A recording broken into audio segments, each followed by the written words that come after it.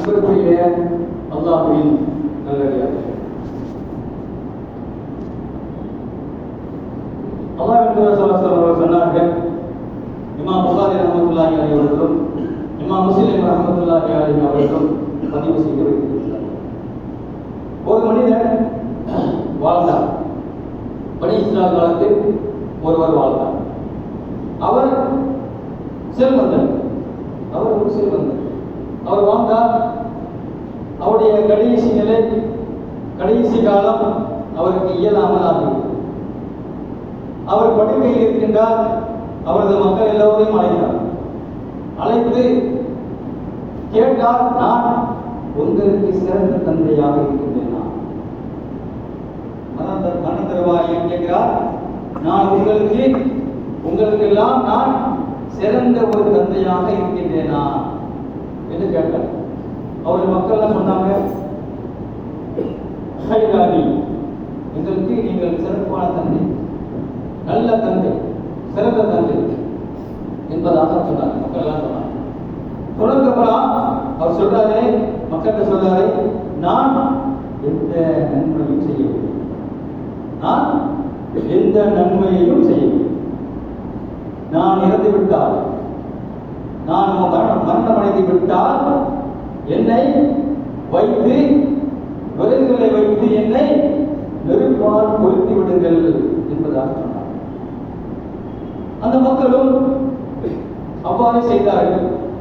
கொளுத்தியப்படுத்தி அவர் சொன்னார், கொளுத்தி விட்டு எனது சாம்பலை எடுத்து வைத்து, மிகப்பெரிய காத்து வீசுமே, மிகப்பெரிய காத்து, அந்த காத்து புயல் காத்து மாதிரி காத்து வீசும் போது என்ன செய்யுங்க, அதை நீங்க தூக்கி விட்டுருங்க என்பதாக. அந்த மக்களும் அவரை எடுத்து சாம்பலை எடுத்து பாதுகாத்து வைத்து, மிக பிரமாண்டமான காத்து வீசும் போது அதை அள்ளி விட்டார். அந்த காத்துல அந்த சாம்பல் புழுதி எல்லாம் போயிடுச்சு. அவர் என்ன செய்தார், ரப்புல் ஆலமீன் அவரை அந்த அவருடைய சாம்பல் எல்லாவற்றையும் ஒன்று சேர்த்தார்.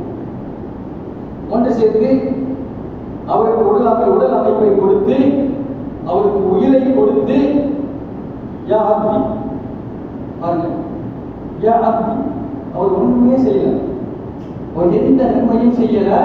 யா அப்தி, என்னுடைய அடியானே, என்னுடைய அடியானே, நீ ஏன் பாரு செஞ்சா? யா எனக்கு உன் மீது உள்ள அச்சம், உன் மீது உள்ள பயம், நீ என்னை மறுமையில் தண்டித்து விடுவாய் என்று நான் அச்சப்பட்டேன், பயந்தேன்.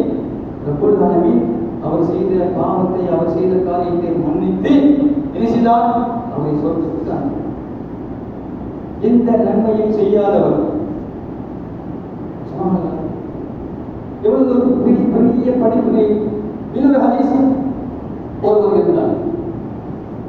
அல்லாஹ்வின் தூதர் சொன்னார்கள், இதை இமாம் புகாரி ரஹ்மத்துல்லாஹி அலைஹி அவர்கள் அறிவிக்கிறார்கள், தொடர்ச்சி செய்திருக்கிறார்கள். அபூ ஹுரைரா ரலியல்லாஹு அன்ஹு அவர்கள் அறிவிக்கிறார்கள். ஒருவர் வாழ்ந்தார். அவருடைய தொழில் என்ன தெரியுமா? அவருடைய வேலை, அவருடைய தொழில் பல மையவாடிகளுக்கு சென்று புதிதாக அடக்கப்பட்ட ஜனாசாக்களை தோண்டி எடுத்து, அந்த கஃன் துணியை எடுத்து விற்று அதன் மூலமாக கொலைப்படுத்தும். நமக்கு முன்னால் சென்று போன மக்கள் எல்லாம் எப்படி நமக்கு செய்த அவர்தான் அருள், நமக்கு அதுதான் செய்த அருள். நம்ம ஒவ்வொரு வாழ்க்கையும் எத்தனை ஆடை, கீழாடை, மேலாடை, பெண்களுக்கு எத்தனை ஆடை, ஒரு வீட்டை விற்கிறோம் பண்ணுவாங்க. கஷ்டமா இருக்கும். எவ்வளவு ஆடை, எவ்வளவு பணம், எவ்வளவு காசு, எவ்வளவு உணவு, இன்னும் பரம்பரையா உட்கார்ந்து சாப்பிடுறது பொருளாதாரம், எல்லாத்தையும் அல்லாஹ் நமக்கு வழங்கியிருக்கின்றான். நமக்கு முன்னால் சென்று போன மக்களில் இருந்தார்கள். அவர்களுடைய பஞ்சம், அவர்களுடைய பசி, அவர்களுக்கு ஒன்றும் இல்லை. அவர் என்ன செய்தார், புதிதாக அடக்கப்பட்ட ஜனாசாக்களுடைய இடத்துக்கு போய் அந்த ஜனாசாவை தோண்டி எடுத்து அந்த கஃன் துணியை விற்று கொலை நடத்தியவர்.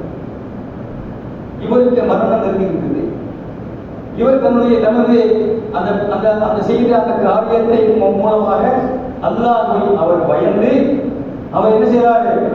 மக்கள் எல்லாம் ஒன்று கூட்டி, நான் இப்படிப்பட்ட காரியத்தை செய்துவிட்டேன், நான் இப்படியெல்லாம் செய்திருக்கின்றேன், நான் ஒருவேளை இறந்து விட்டால், என்னோட ரூஹ் பிரிந்து விட்டால் என்னை தீ மூட்டி கொளுத்தி விடுங்கள், என்னை தீ மூட்டி கொளுத்தி விடுங்கள், கொளுத்தி விட்டு பிரம்மாண்டமான வீசக்கூடிய காற்று வரும்போது அந்த சாம்பலை நீங்கள் அந்த காற்றில் தூவி விடுங்கள். அந்த மக்களும் அது போன்று செய்தார்கள். அந்த மக்களும் அது போன்று செய்தார்கள். அல்லாஹ் என்ன செய்தான்? அவரை அந்த சாம்பல் எல்லாம் அந்த துராப் எல்லாம் எல்லாத்தையும் ஒன்று கூட்டி அவரை உடல் கொடுத்து உயிர் கொடுத்து ஒரு கப்பல் துணியை ஜனாசாக்களை தோண்டி எடுத்து அந்த கப்பல் துணியை விற்றவர், என்னுடைய அடியானே, நீ ஏன் செஞ்சாரு? யா அல்லாஹ், உன் மீது எனக்கு பயம். இதுதான் தக்குவா, இதுதான் தக்குவா. எந்த அமலும் செய்யாதவர் எங்க போறாரு? தக்குவா. நாம் இவ்வளவு அமல் செய்யறோம்.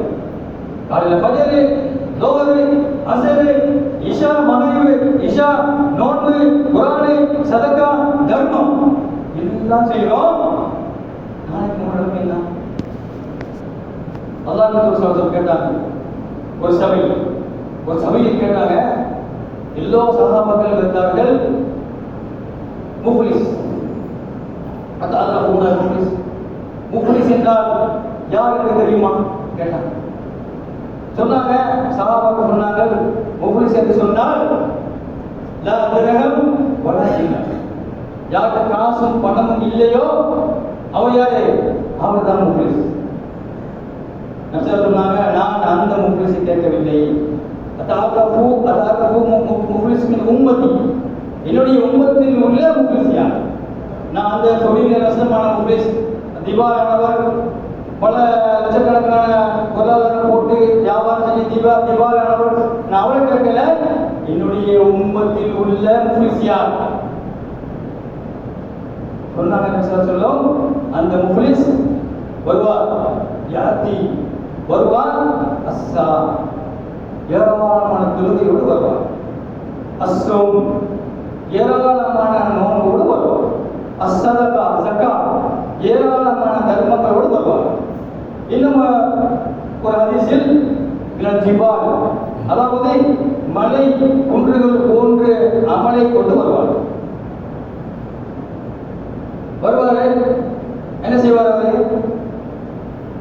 அவருக்கு அநியாயம் செய்திருப்பார், வேறு ஒருவருக்கு அநியாயம் செய்திருப்பார், வேறொருவருடைய சொத்தை அபகரித்திருப்பார், வேறொருவரை திட்டியிருப்பார், வேறொருவரை கொலை செய்திருப்பார்.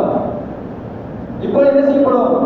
மலை குன்றுகள் போன்று மலை குவியலாக கொண்டு வந்த எல்லா அமல்களும் ஒவ்வொன்றா எடுத்து அவருடைய நோம்பு, அவருடைய தொழுகை, அவருடைய சக்கா, அவருடைய தர்மம், சதக்கா எல்லாத்தையும் எடுத்து என்ன செய்யப்படும்? இந்த உலகில் செய்த அந்த அநியாயங்களுக்காக யாருக்கெல்லாம் துரோகம் செய்தாரோ அவருக்கு வழங்கப்படும். ஏன் இந்த அதிசயத்தை ஏன் சொல்றோம்னா, நோம்பு சம்பந்தமான பாடத்தில் இந்த ஹதீஸ் கடைசியாக எல்லாவற்றையும் பங்கு வைத்து கொடுத்துவிட்டு அவர் செய்த அநியாயங்கள் இன்னும் மிச்சம் இருக்கும். அவர் பிறருக்கு செய்த அநியாயங்கள் என்ன செய்யப்படும்? இன்னும் மிச்சம் இருக்கும். அவருடைய யாருக்கு இவர் துரோகம் செய்தாரோ, யாருக்கு இவர் அநியாயம் செய்தாரோ என்ன செய்யப்படும்? யாரை திட்டினாரோ, யாரை பேசினாரோ, யாரை ஏசினாரோ, யாருடைய இல்லாத யார் மீது இல்லாததெல்லாம் உடைந்து சொன்னாரோ அவருக்கெல்லாம் இந்த நன்மையை பங்கு வைத்து கொடுத்த பிறகு இன்னும் 10வது முறைக்கு அவருடைய பாவங்களை எடுத்து இவர் மீது சுமத்தப்படும். இவர்தான் முஃப்லிஸ், இவர்தான் திவாலானவர்.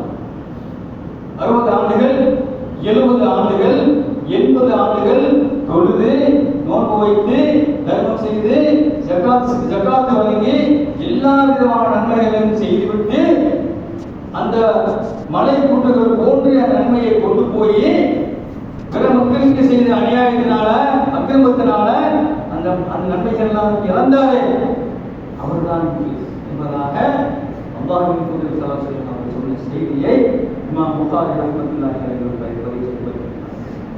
அல்லாஹ் நம் அனைவரையும் இதற்கு பாதுகாப்பு, நம்மையும் நம் குடும்பத்தார்களையும் இன்னும் எல்லா முஸ்லிம்களையும் இந்த நிலையிலிருந்து அல்லாஹ் நம்மை பாதுகாக்க வேண்டும்.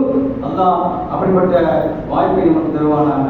கபூரி கோபிதாக அவஸ்தா இன்னும்